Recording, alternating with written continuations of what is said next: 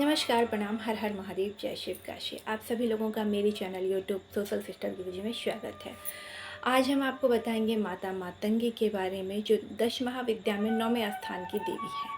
इनके बारे में जानना आप सभी लोगों के लिए बहुत उपयोगी है, क्योंकि दशहरा बहुत जल्दी दुर्गा पूजा आने वाली है और बहुत सारे लोगों का कमेंट आ रहा था, इसलिए मैंने आपके लिए ये वीडियो बनाकर प्रस्तुत कर रही हूँ। और आपको बहुत जानकर हैरानी होगी कि माता मातंगी के बारे में इतने सारे रहस्य आज तक आपको नहीं पता था। तो सबसे पहले माता मातंगी के हम कुछ नाम जानते हैं जो आपने अभी तक नहीं सुनी होगी। माता मातंगी के कई नाम हैं। सुमुखी, श्याम, माता श्यामला, उसके बाद लघु श्यामा माता के ही नाम है। राजमातंगी, कर्ण मातंगी, चंड मातंगी, वश्य और मातंगेश्वरी, ये सारे माता के नाम हैं, मातंगी के नाम हैं। ये 10 महाविद्या में 9वें स्थान की देवी है। इनके साथ महादेव रहते हैं मातंगी रूप में, माता के साथ में, माता मातंगी के साथ में। अब हम आपको बताएं कि एक कथा ऐसी भी है कि विष्णु जी और लक्ष्मी जी मिलने के लिए गए थे माता पार्वती और शंकर भगवान से, और उन्हें जो भोग लगाए थे वह भोग धरती पर गिरने से मातंगी का जन्म हुआ था। और मातंग ऋषि ने कन्या के रूप में तपस्या करके माता मातंगी को मांगी थी, तो मातंगी उनके घर में जन्म ली थी। इस प्रकार से कुछ कथाएं हैं जो आपको सुनने और देखने को मिल जाएंगे। अब हम आगे आपको बताते हैं कि माता मातंगी को आप कैसे प्रसन्न कर सकते हैं और अपने जीवन को सफल बना सकते हैं। माता मातंगी की साधना बहुत आसान तरीके से मैं आपको बताऊंगी और उससे आपका जीवन सफल होगा। माता मातंगी के कुछ रहस्य के बारे में मैं आपको बताती हूँ। जिस प्रकार से कर्ण पिशाचनी साधना होती है, उसी प्रकार से कर्ण मातंगी साधना होती है। अब दोनों में अंतर मैं आपको बताती हूँ। कर्ण पिशाचनी के साधना में आपको बहुत जल्दी सब कुछ मिलता है और बहुत जल्दी आपके सब कुछ नष्ट हो जाते हैं, और उसमें आपकी जान भी कभी कभी चली जाती है गलत साधना करने से। और जो स्थान आपने कर्ण पिशाचनी को दे रखा है वो आप किसी और को देंगे या बताएंगे तो भी आपकी जान चली जाती है।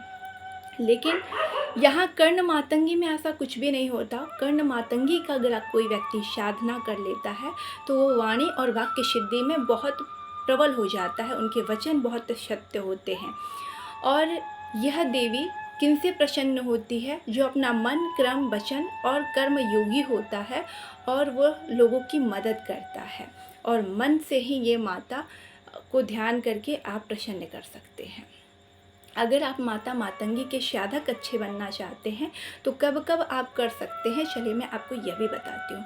अक्षय तृतीया, दुर्गा पूजा में, या तो आप गुप्त नवरात्र में, मातंगी दिवस में, मातंगी सिद्धि दिवस में भी आप इनको प्रसन्न कर सकते हैं। शुक्रवार के दिन से भी आप इनकी पूजा शुरुआत कर सकते हैं और इनके साधना आप एक अच्छे साधक बन सकते हैं। ये कुछ दिन हैं। अब मैं आपको बताती हूँ माता मातंगी की अगर आप पूजा करना चाहते हैं तो इन्हें जूठन भोग चढ़ाया जाता है, जैसे कि खीर। माता मातंगी की अगर आप साधक बनेंगे तो आपको कौन कौन सी कामना पूरी होती है, चलिए मैं आपको ये बताती हूँ। सबसे प्रबल आपकी वाक्य शक्ति। दूसरा, आप कोई भी पुस्तक बहुत आसानी से, जो लोगों को पढ़ने में 1-1 साल लग जाते हैं याद करने में, वो आपको सिर्फ 10 से 15 मिनट में कंठस्थ याद हो जाएगा। और अगर आपका उस पर ध्यान और पूरा फोकस चला गया तो बहुत बार 5 मिनट में भी आप उसे कंप्लीट कर सकते हो। यह शक्ति होती है जो मातंगी के ओरिजिनल साधक होते हैं, ठीक है। दूसरी बात, आपको वाक्य सिद्धि में कोई भी व्यक्ति नहीं हरा सकता। किसी भी व्यक्ति को इंद्रजाल या काला जादू उस पर काम नहीं करता। माता मातंगी के पावर से ये सारी चीज़ें हट जाती है। इतना पावरफुल है माता मातंगी के जो साधक होते हैं। माता मातंगी के साधक के कुछ और नियम मैं बता दूं। जब भी आप आसन लगाकर, लाल आसन पर आपको आसन लगाना है, खाली मुंह नहीं, आपको लौंग या इलायची मुंह में रख कर इनकी साधना करनी होती है। 8000 जाप करना होता है। खीर का भोग लगाया जाता है और सपने के माध्यम से आपकी सारी कामना, सारी इच्छा की पूर्ति होती है। उदाहरण के तौर पे मैं आपको समझाना चाहूँगी। उदाहरण के तौर पे अगर आप इनकी साधना अच्छे से कर लेते हैं मन वचन से, ध्यान से, तो आपको सपने के माध्यम से सारी चीज़ें पता चलने लगेगी, अपने बारे में, दूसरे के बारे में, किसी भी व्यक्ति के बारे में। दूसरा यह उपाय, जब भी आपको तुरंत पूछना हो कोई चीज़ माता से तो कैसे पूछेंगे, उनकी एक फ़ोटो पर आप एक फूल गुलाब का चढ़ाइए, उनसे प्रार्थना कीजिए और अपनी आँख बंद करके पूछिए उनसे। अगर वो काम होने वाला होगा तो वह पुष्प गिर जाएंगे, अगर नहीं होने वाला होगा तो वह पुष्प नहीं गिरेंगे। इस प्रकार से भी आपको मैं एक मार्ग दे दी। और दूसरा, सपने के द्वारा, अगर चाहते हो कि जो आपको स्वप्न दिखा है वो आपके साथ व्यतीत हो, तो वह सपना आपको किसी से नहीं बताना है और मातंगी माँ का ध्यान करना है। और अगर वो स्वप्न कुछ खराब आपने देख लिया, क्योंकि जैसे कर्ण पिशाचनी होती है, कर्ण मातंगी है, आपको भविष्य के बारे में बताती है कर्ण मातंगी, तो आपके भविष्य के सारे सपने को व्यक्त कर देती है आपके सपने के माध्यम से। तो आपको जो सपने आ रहे हैं, अगर वो ख़राब है तो किसी से व्यतीत करना है, ख़राब नहीं है तो व्यतीत नहीं करना है। बस इसमें इतना ही है। और बहुत बार जब आप मन से इन्हें जब ध्यान लगाते हो, ध्यान करते हो, तो बहुत बार इतना जल्दी ये रिज़ल्ट देते हैं आपको कि आप अपने लिए भी अगर कुछ अच्छा बोलेंगे तो अच्छा होगा और बुरा बोलेंगे तो बुरा होगा। किसी व्यक्ति को देखकर भी अच्छा बुरा बोलेंगे तो उनके साथ भी होने लगेगा। आप ऐसे भी आज़मा सकते हैं। इसीलिए जो भी मातंगी के साधक बनते हैं, उन्हें अपने मन पर बहुत काबू रखना चाहिए, तन पर बहुत काबू रखना चाहिए, अपने मुख पर बहुत काबू रखना चाहिए कि किसी के लिए अभद्र टिप्पणी भाषा का प्रयोग ना करें। और मातंगी के जो साधक होते हैं उन्हें ये भी ध्यान रखना होता है कि इनकी जो पूजा है उसमें किसी प्रकार का अड़चन, बाधा ना पहुँचे, कोई रोक टोक ना हो। और यह 3 महीने 6 महीने पर, एक बार आपने सिद्ध कर लिया तो 3 और 6 महीने पर रिपीट करते रहना है और ध्यान हमेशा लगाते रहना है, तभी आपको उसका रिज़ल्ट मिलते रहेगा। क्योंकि मातंगी जो माँ है, जब आप दुर्गा चालीसा पढ़ते हैं उसमें भी जब आप बार बार रिपीट करेंगे तो भी ये प्रसन्न होने लगती हैं। तो इसलिए मैं आपको बताती हूँ कि जितना जल्दी प्रसन्न होती है, जितना जल्दी ये रिज़ल्ट देती हैं, कोई माता इतना जल्दी रिज़ल्ट नहीं देती हैं। और गृहस्थ जीवन में सभी लोग इनकी पूजा कर सकते हैं, सबसे अच्छी बात यह है। और मैं आपको बताऊँ इनके बारे में थोड़ी और जानकारी दूँ तो यह सेम ऐसे ही हैं जैसे कर्ण पिशाचनी होती है, वैसे ये कर्ण मातंगी हैं।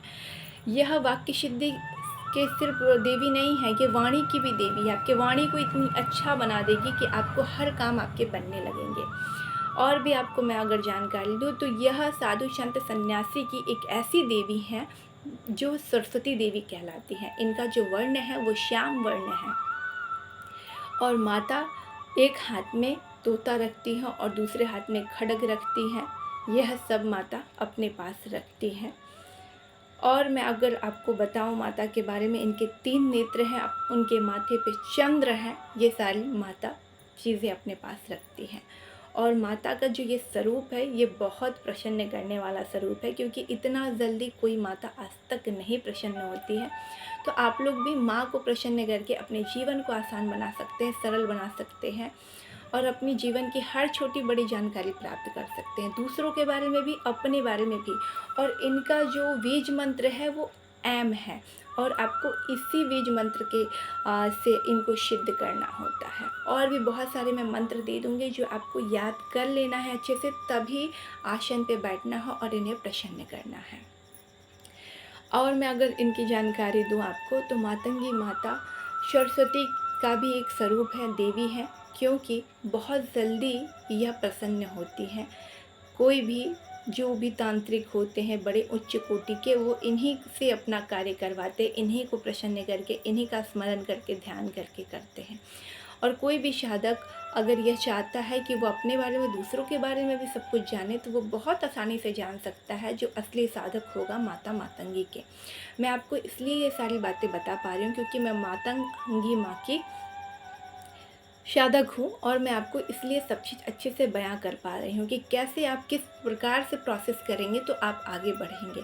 हाँ, जब भी आप आसन लगाएं या इनकी पूजा करें तो आप अपने जो आपको लगे कि आपके बहुत खास हैं, जानने में हैं, या कोई आपके पंडित हो, ज्योतिष हो, जिसको भी आप जानते हो, उनसे राय ले लीजिएगा, परामर्श ले लीजिएगा, तभी अपना आसन लगाइएगा और विधि पूर्वक लगाइएगा, कोई भी आपसे गलती और चूक ना हो।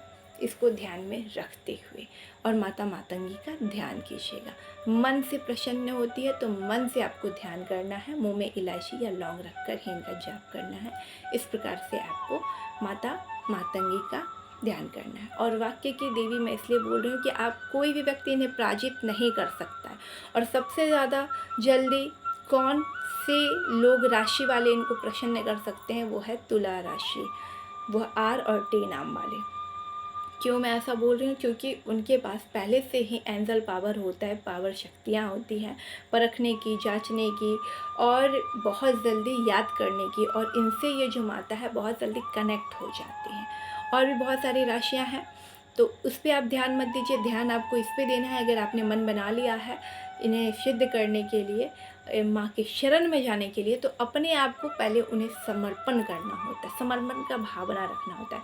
अहित किसी का नहीं चाहना होता है, आपको सबका हित चाहेंगे तो माँ प्रसन्न होगी, आपकी हर छोटी बड़ी परेशानी को क्षण में दूर कर देगी, आपको पता भी नहीं चलेगा। और वहीं जो लोग कर्ण पिशाचनी की सिद्धि करते हैं उसमें लोग परेशान होते हैं, लेकिन कर्ण मातंगी एक ऐसी माता है जो आपको सब कुछ देगी बिना कुछ लिए, क्योंकि यह बहुत बड़े बड़े आपको साधना नहीं करनी पड़ती, इसमें बहुत दिन दिन तक साधना नहीं करनी पड़ती, बहुत प्रकार का फल नहीं चढ़ाना होता, इनके लिए आपको व्रत नहीं रखना होता, ये सारे आपको माँ लाभ पहुँचाती है। इस वजह से ये बहुत जल्दी प्रसन्न होती है। तो आप लोग भी नवमी 10 महाविद्या का ज़रूर से अपने जीवन में उनका ध्यान कीजिएगा, स्मरण कीजिएगा। मैं अपने वाणी को विराम देती हूँ। आगे आपको और भी जानकारी चाहिए होगा माता मातंगी के बारे में तो आप मुझसे पूछ सकते हैं, सलाह ले सकते हैं, कमेंट कर सकते हैं। और जय मातंगी अवश्य कमेंट बॉक्स में लिखिए। हर हर महादेव, जय शिव काशी, नमो पार्वती पते, हर हर महादेव।